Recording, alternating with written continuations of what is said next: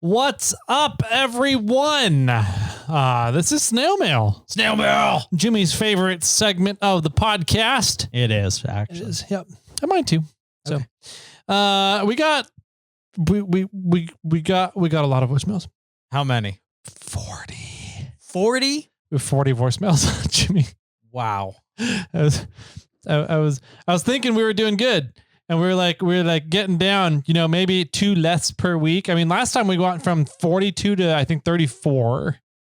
Okay. And we're back up to 40. Jeez. Like 34, and we did like 6 or 7, 8 of them last time, something like that. We got it sub 30. Okay. We're back up to 40. So, yeah, we're gonna let's just jump into these. Okay. Shall we? Yeah, let's see how far we can get today. Get 10 or so. Yeah. All right, bring it on. All right. So first one up, which we skipped last time because we got 3 from Zach. 3 from Zach. Yes, that's right. Okay. And they're all back to back. So we'll see what Zach was up to that day, shall we? All right. Sounds good. Where's the play button? It's way down here. Oh no, it's up here. It's not loading. There, now it's okay. Here we go. What's up, Jimmy and Tyler? It's Zach from Oklahoma. Glad y'all like the license plates and the little doodles that I did. But yeah, no, those pictures were just things that I just whipped up real quick while I was at the post office. Just stuck them on there. But yeah, I did those doodles. So McNellies. It is a pub here in OKC, as you know. There's also another location in Tulsa. I think that was the original location, and then eventually they came to OKC. But people around here love to go to the places on Wednesdays, which is usually when I go. If I go, they've got like $5 to $6 burgers. And they're pretty good burgers. But another thing is they do have a lot of beer. They have this thing where they'll give you like a little card of like all the beers, or at least 300 different beers. And if you can check off each beer, that you drink, like you have to drink the full glass, of course. If you can get 300 beers, they will give you a mug. You probably put like an image on it, write your name on it, and then they will hang it on their wall, because they have walls full of mugs of people that have drank the 300 beers. You cannot do it in one sitting. You'd have to go a few times to do it. I had some friends try and do it, but they just gave up because it was just very tedious, and we only ever went on Wednesdays and stuff. So you could do it within 1 year, but you'd have to go every single day to do it. But yeah, no, it's a good place. They've got beers from all around the world, or at least all around the country, because they have them all sectioned off which region they're in. They got the Colorado beers, Oklahoma beers, different ones across the states and stuff. But yeah, no, it's pretty cool. I got a lot to say for this one about the license plates, so I might hang up and then call back later, so I don't go over time. I probably am about to, but all right, I'll catch y'all in a bit. All right, let's address that one, because it sounds like it's going to be a new topic when he calls back. 300 beers. Holy shit. Wow. I don't know how many Yard House has. We have a Yard House or a few Yard Houses around us, and they probably have maybe 100-ish. I was going to guess 80 to 100 on tap and are available. So that would be fun. And I'm curious, Zach, if you drink the 300 beers and you get a mug to put on the wall, do you get to drink out of that mug at another point? Oh, that'd be kind of cool. You can have your own cup when you come in there. You can have your own cup when you show up, and you can have your mug. And you could, if the mug is like a 20 ouncer and you're drinking 16 ounce normally, then you get 4 extra ounces for free. That'd be pretty cool. That'd be fun. Yeah. For Jimbo's wedding, my buddy Jimbo, back in the day, there used to be a place in Santa Cruz called 99 Bottles of Beer. Okay. And they had 99 different types of beer, or different breweries and types and styles and all of that. And if you drank all 99, you got a plaque on the wall. Okay. And we drank all 99 that night. But it was the whole group. It was like the groomsmen and some of the dads and and I think some of the ladies were there. Like it was just a big event. Like there was, even if there was only 10 of us, that was still 9 each roughly. So it was pretty each, 99. Yeah, 10 each, but there was more than 10. Yeah. So anyway, so we did a plaque. We nominated a plaque to them, to the group. Yeah, Jimbo's wedding party or whatever it was. So that was a lot of fun, but that's a little local spot. And I don't think they're around anymore, unfortunately. It was a cool spot. His story about the getting all 300 drinking and get your mug on the wall reminded me of oh my God, Sandwich Shop. A beach hut? Beach hut. Yeah, when they do their Aloha month or whatever. The Aloha month during October. October, that's what it is. Yeah. And you drink 1 pint a day every day, and the pint costs $1, and you have to drink 31 beers that month. Mm-hmm. And so your first drink is $1 for that 1 pint. But then if you have to play catch up, then your second pint is normal price. Ah, okay. Yeah. So as long as you keep coming back daily, if you come back every day, it's only at $31. Okay. You bought a t-shirt for $31. Yeah. Because that's what you get for completing it. Yeah. What if you did 4 in one day? So you spend $4, do 4, and then you have 4 days off. No, well, they don't do it. If you buy 1 for $1, and then the 3 are normal price. Oh, gotcha. Yeah. Okay. Anyway, so that one was reminded me. But there's been people there that have finished it in 2 or 3 days. That's crazy. Which I think that's ridiculous. Yeah. I did the math real quick in my head. If you went every Wednesday for a year, that's 52 Wednesdays. Mm-hmm.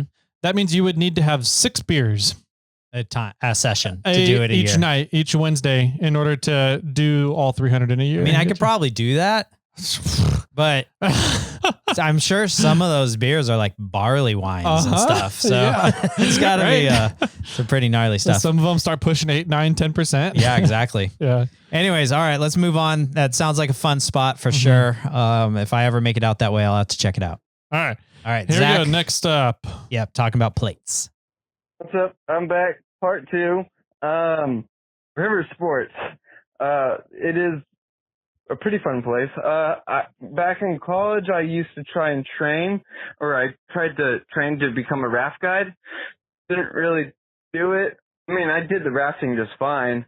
I did struggle with doing the J-stroke, as going down by myself, because that's one of the things you got to learn how to do is learn how to do the J-stroke with no one in the boat, no one to steer and whatnot.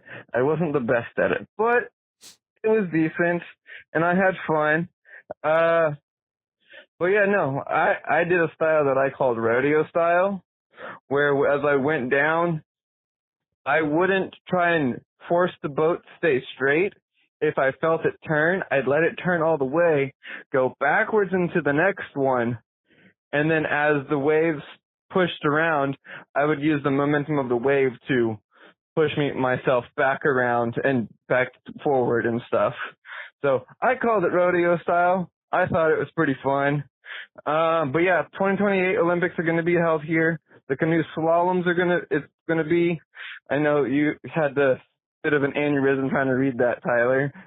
Sorry, I have bad handwriting.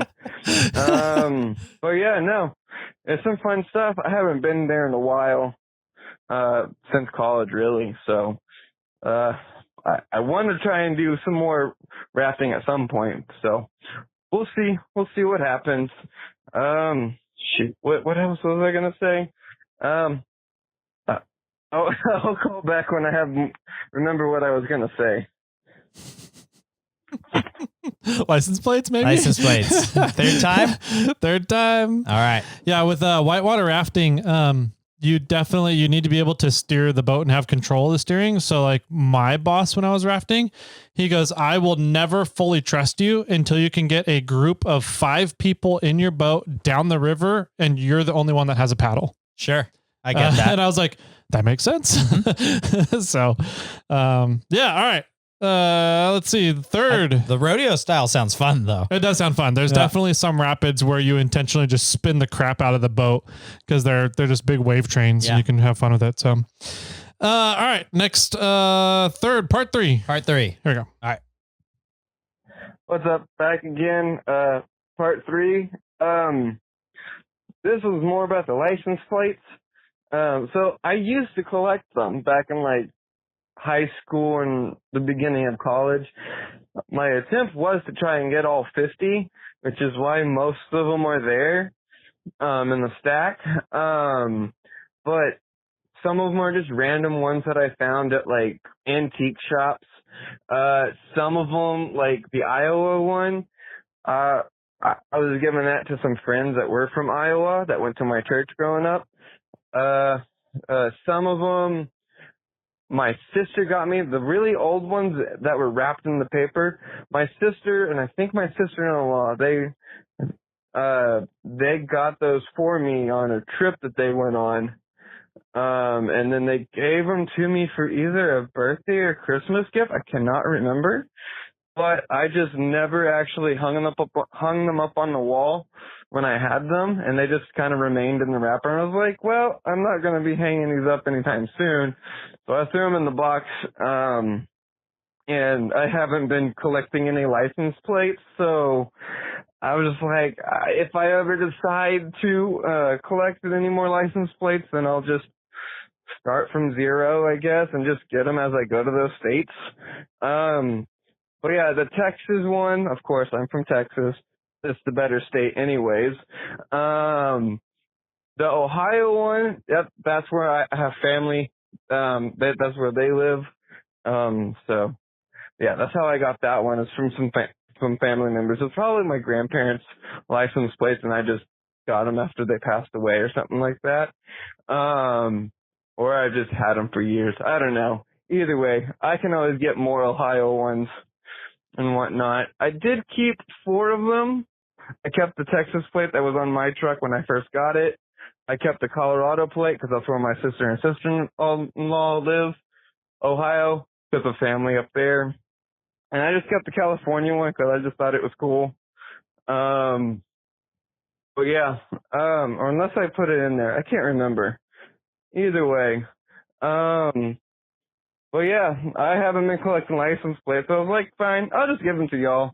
So I just threw them in the Toyota box that I got my water pump in. So, yeah, it is an assembly, for sure.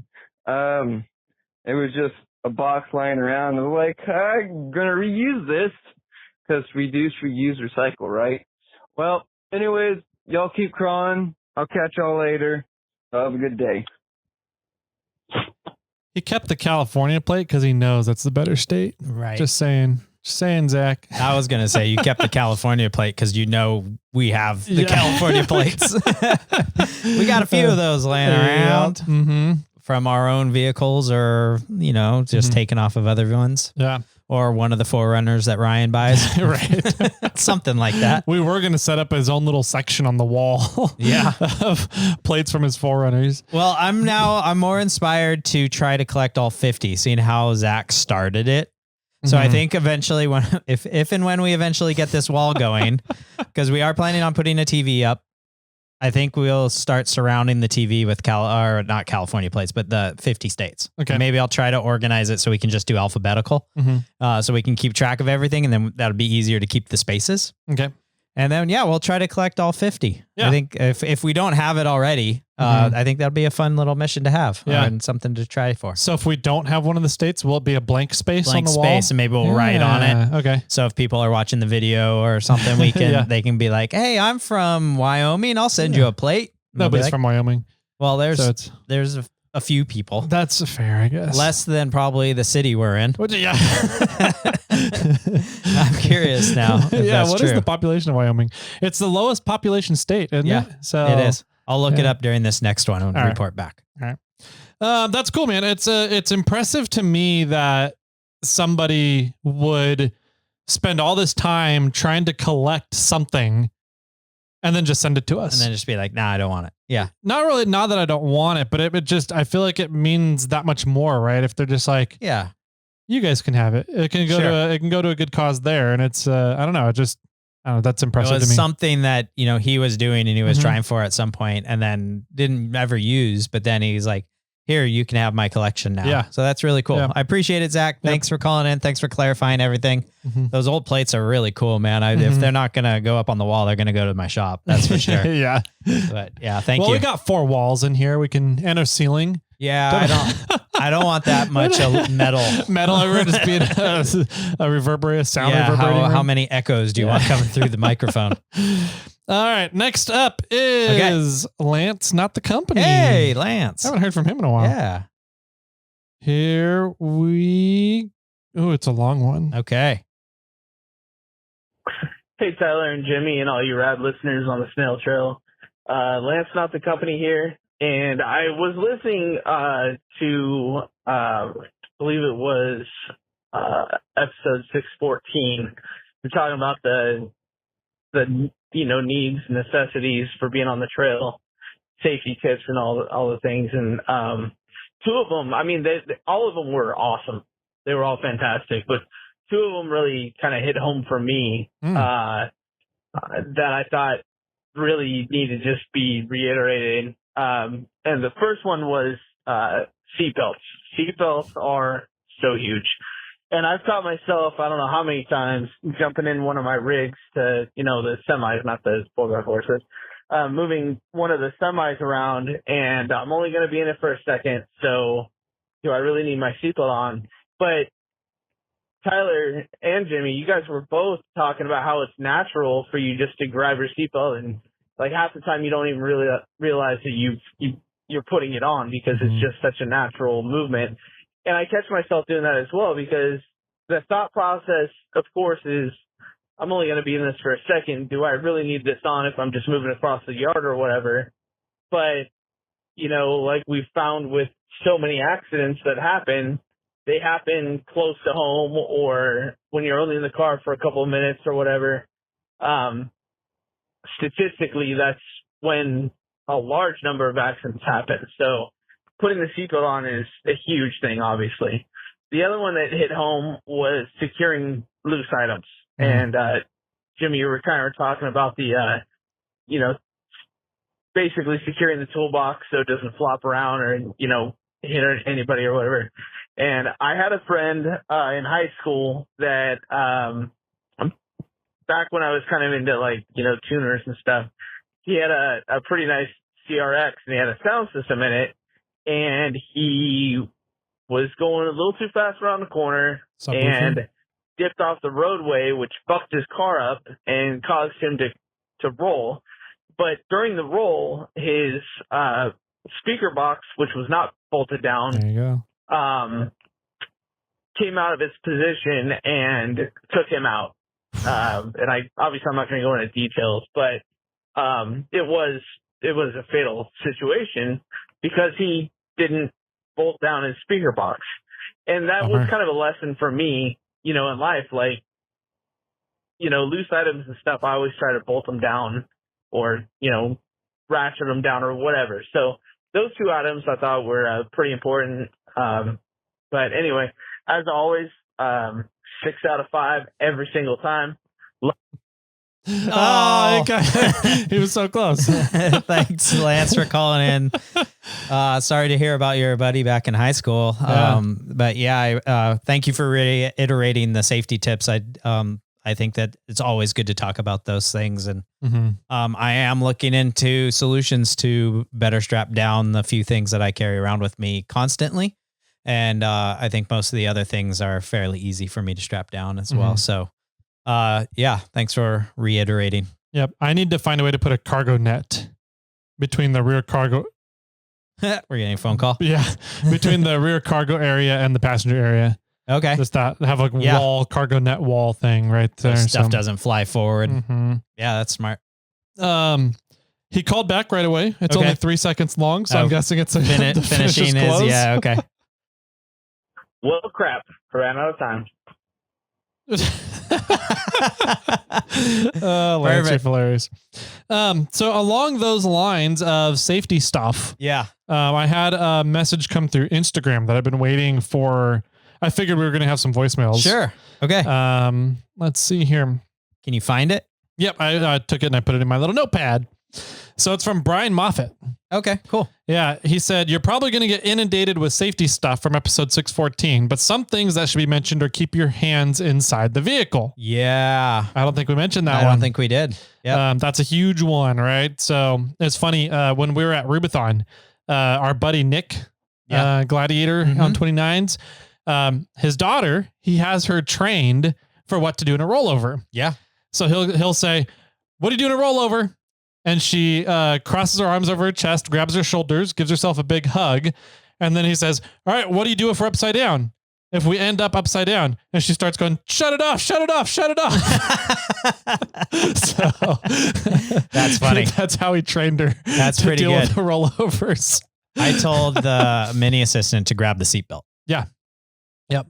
Just if we feel like we're going to start rolling over or we get into a situation of that, you just grab the seatbelt with your hands. Yep. And you got to keep everything inside. Yep. And that grabbing the seatbelt is my way of like, don't put your hand outside. Exactly. Right?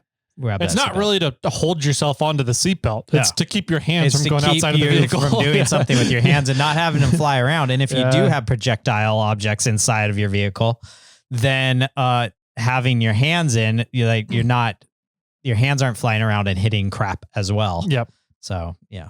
Yep. Yep. And he goes on, you're not going to be able to stop the rig from rolling over by touching the rock outside. So it's funny because everybody's like, oh yeah, that's totally, you're not going to be able to do that. But instinctually in the moment, you don't think about that. You're just like, oh my God, there's a rock coming at my face. Right. I'm going to put my hand out. I got yelled at one time by Sarah from Sarah and Ryan. Yeah, She's like, leave your hands in the vehicle. And I was out on the Rubicon and I had no doors on. Okay. And the rock was in my vehicle. Oh. Like it wasn't that I was, it's not that I was putting my hands outside. My hands were inside. The rock was also inside my vehicle. Yeah. I had this weird like circumstance where it was, like I leaned over and the rock came in and didn't hit anything except for was pushing against me in my seatbelt. And so I was like, I'm holding myself off of the rock. It's not that my hands are outside. Yeah. Yeah. That was funny. He goes on, he said, another one is don't put yourself between a vehicle and an immovable object while the vehicle is moving, like a vehicle to vehicle or a vehicle to a rock. Stuck by and caught between make up almost 40% of the deaths a year on a construction site. Oh, wow. So I don't remember if we mentioned that one. I know that I mentioned, I think I mentioned to stay away from the downhill side of vehicles at all times. Yep. But that's another really good one that I don't think we mentioned. Just stay out from in between a vehicle and something else. Yeah. I think the downhill side is, I don't want to say it's more important. It's just as important, but it's a lot of people will want to get a good photo or want to get a good little video, and you're usually in the worst spot for that. If you're going to take this cool video, you're on the downhill side, usually on the side that's looking at the really bad obstacle. And if something happens with that vehicle, they're rolling down on you. But no, definitely don't put yourself in between an immovable object or anything. And I think a lot of that comes down to communications as well. Like if somebody's stuck and you're trying to get them unstuck and you're doing some work like rigging or moving a rock or, positioning something or attaching a soft shackle, communicate with them like, hey, I'm going to step in front of your vehicle. I'm going to be attaching this. Don't do anything until, either the person that is organizing everything or I tell you I'm clear. Yep. So, and that goes also if somebody's stuck and you've got multiple people trying to help and you're stacking rocks, you have to make sure, you're in the vehicle. You can't tell if there's somebody under the vehicle stacking a rock or not. So you need to make sure that you hear an okay from everybody, a verbal confirmation that they are clear. They're not going back under the rig. There's nobody under there right now before you start moving again. Yeah. I usually try to inform. I ask one person, I say, you're in charge of making sure that the vehicle is completely clear. And, and that person can then look underneath or stand around it or ask around like, hey, is so-and-so out or where is so-and-so? And then like, is nobody under the vehicle? Yes. Okay. I'm clear. Cause I can't see it if I'm in the rig. Yep. And it's also important to have one person in charge of that job and not stacking rocks. Yes. Because a lot of times if that one person is in charge of that job and they're stacking rocks, they get a little focused on stacking rocks. Once their rock stack is done, they'll get back out and be like, okay, let's go. Right. And they're not focused on watching and make sure everyone's clear. Yeah. Or they don't know somebody else is stacking a rock in the front and they've been stacking rocks in the rear. Yeah, absolutely. Good stuff. Thanks, Brian, for sending that in. Next one, Colorado Kevin. Okay. Yeah. Sweet. Let's see what he's got. What's up, Snail Trail fellas? Hey, this is Kevin from Colorado. I enjoyed the podcast I just listened to. My bad. I apologize. I did appreciate the episode 614 with all the safety stuff. There was some things in there that I'd forgotten about. And just not thinking about it, like tool bags in the back, floating around in the back of an SUV. Probably not a bad idea to throw some straps over them and put some anchor points in there. That is a good point. I hadn't thought about that in quite a few years. So, yeah, looks like I'll be doing some additions here shortly. Mm-hmm. And thanks for the gentle reminders on a lot of those things that you don't think about it all the time. It's like in the back of your head, but yet it's kind of like it's nice to have a refresher course, I guess. Anyways, Kevin from Colorado. Chat at y'all later. Have a great day. Keep growling. Thanks for calling in, Kevin. Yeah, appreciate it. I think these, this is a thing. I mean, maybe it'll be like an annual thing. We'll try to cover some other topics. It seems to be a positive thing to talk about. Yeah. And I've since I'm trying to start YouTube up a little bit more, I've been thinking about how I'm going to do it and what I'm going to do. And I think some basic 101 content is necessary. Mm-hmm. Going back to let's talk about some of the basics. Like, we've been doing this podcasting for 6 years. Mm-hmm. Like, I feel like we've covered all the basics, but the thing is, it's never bad to repeat it and talk about it again. And a refresher course, like Kevin said, I think it's a good thing for us to do.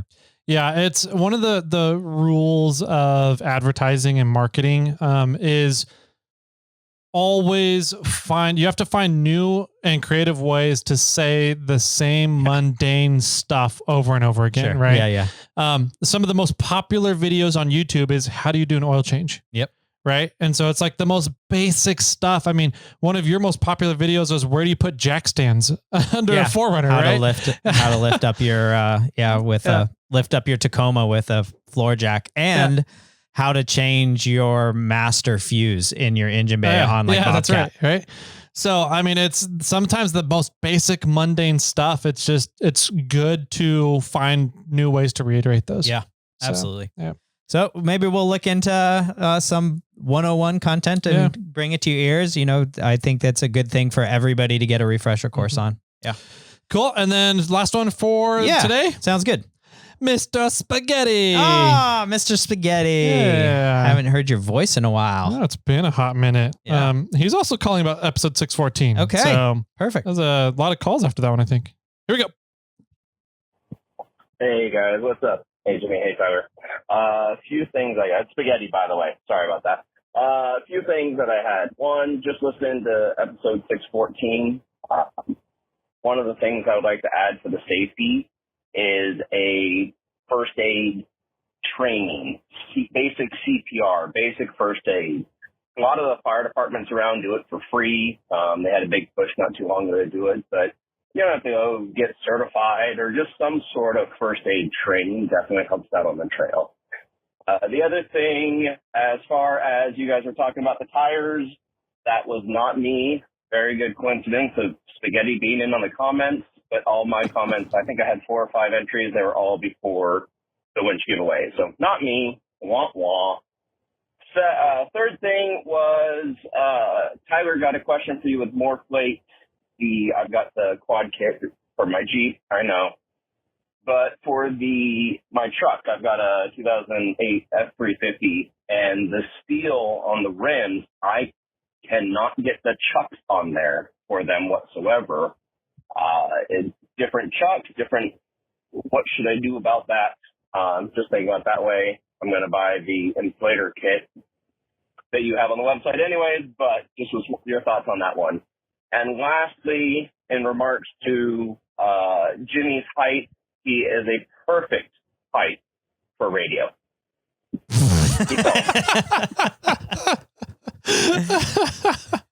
True. The hiccup, that was it. Okay.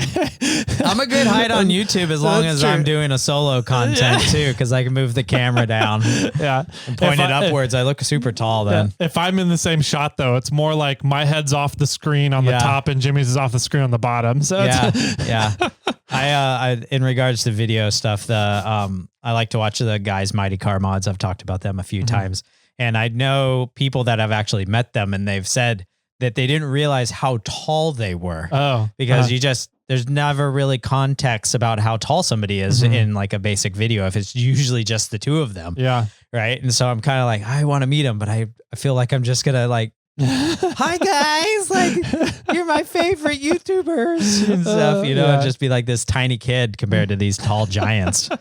But anyways, Spegitti, thanks for calling in. Thanks for the fun comments as always. Miss you, man. I need to hit you up when I go up to that direction for Thanksgiving next year. But safety tips, basic first aid, CPR training. I think everybody should do that at some point in their life, regardless to going off-roading or whatever. So having some basic first aid and CPR knowledge is massive across the nation. Just try and help somebody in case of emergency. Maybe you're not an off-roader and I don't know why you'd be listening to this, but if you see a car wreck on the side of the road, you can help somehow. So I think I think that's a great tip in general. Yeah. Basic first aid. I think everybody, not just like you said in off-roading, everybody should go through or at least have the understandings of ABC. Yeah.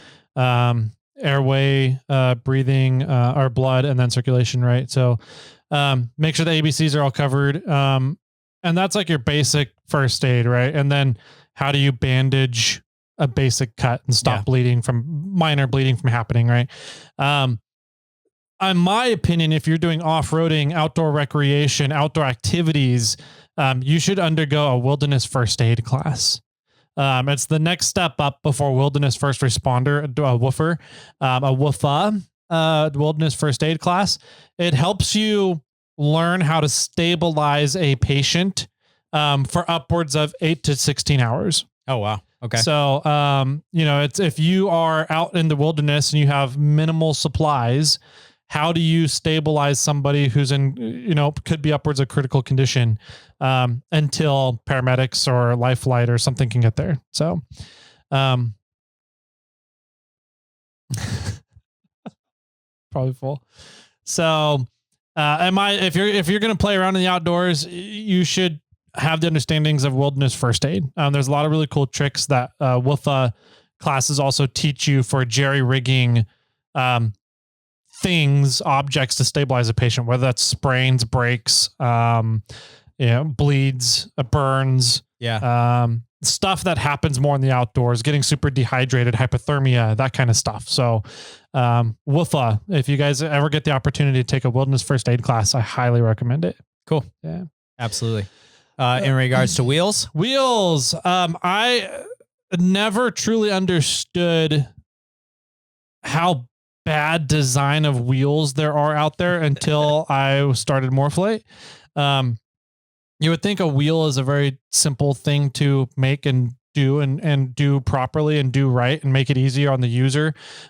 There's a lot of companies out there that make stupidly designed wheels that make it very difficult for users to deal with your tire and wheel combos. Yes. And one of those issues is that the hole or the area that you have to access your valve stem is extremely restricted. And that can happen. Surprisingly, it happens a lot on off-road wheels too, mainly because the wheel manufacturers are trying to protect your valve stems from getting hit on objects. Sure. Okay. But you end up making it so that you can't even really access your valve stem to air up and down in some cases. So it's kind of like you guys are building wheels for off-roaders, but yet the wheels are not able to be aired down and air pressure to change. So, in Spaghetti's case, if you have a really tight space that you need to get an air chuck into that our air chucks do not fit, there's a great company out there called Lock Inflate.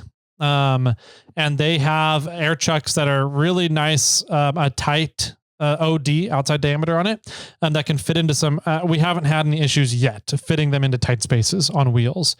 The only thing we haven't really found a good solution for yet is Method wheels. They make a wheel that has a valve stem right in the middle of the spokes, poking straight out to the hub.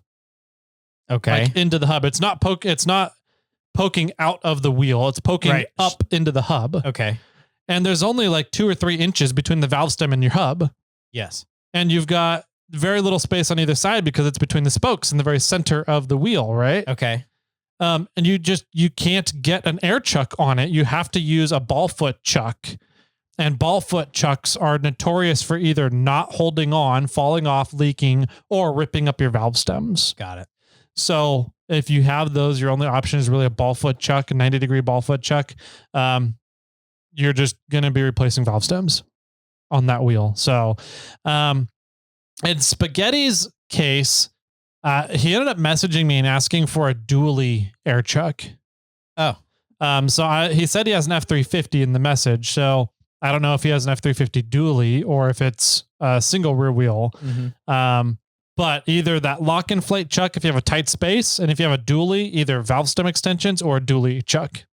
So, okay. Yeah. Nice. Yeah. Good to know. Moreflate has your answers. Yeah. We've put a lot of time and effort and testing into anything to do with your wheels and tires. So if you guys have questions, let me know. Not that it's something you would do, but it seems like something that might happen, or maybe, I don't know if it's worth it for Moreflate to do this, but it seems like you should call all the popular wheel manufacturers and say, hey, I just want to put this information into your guys' brain that we're selling a lot of this product and it doesn't work with your wheels. You need to, if you want to try to work with other, make a wheel that works with external people, we need this opening to be 1 inch diameter. Yeah. And see, there you go. Use it if you want it. Yeah. Hopefully the wheels in the future will be able to be this big so that it can fit our products. Yeah. And I know that if somebody came to me, I'd be like, well, figure your product out. That's we've done that to, I think, 2 companies, and both of them said, well, it's something, there's an issue with your product then, not ours. I'm like, all right, whatever. Yeah, exactly. I know that it's like, that's fine. And everybody would, most businesses would take it that way, right? Yeah. Instead of being like, well, if I want to work with the industry, then I should adapt. Yeah. So that's what we did. We created new air chucks, and our current locking collar air chucks work with 80-90% of wheels out there. And we are currently working on developing a new air chuck that will work with the other 10%. Okay. So we will hopefully soon have a solution for every single wheel out there. Yeah. So, I think that's it. That's it for this Friday, the snail mail. Yeah. Everybody have a phenomenal weekend, and we'll see you guys back here bright and early on Monday. Bye-bye. The number you have called has been disconnected.